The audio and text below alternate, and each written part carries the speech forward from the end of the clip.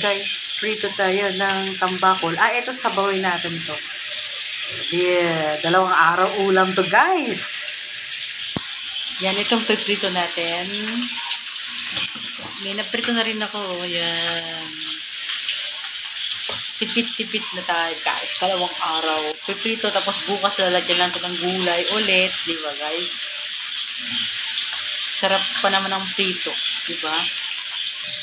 Tapos sasabaw natin kasi. Papakulo mo natin ang tubig. Itong prito natin. Prito natin guys. Guys, sinatay ko na ang gasol guys. Kasi makatipid ko sa gasol. Ayan guys. Lapit na tayo kumain. Luto na ang ating kanin. Kumukulo na guys ang ating tubig. Lagyan na natin ang ating isda.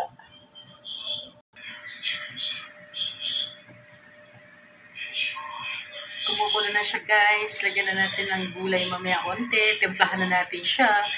Thanks for watching.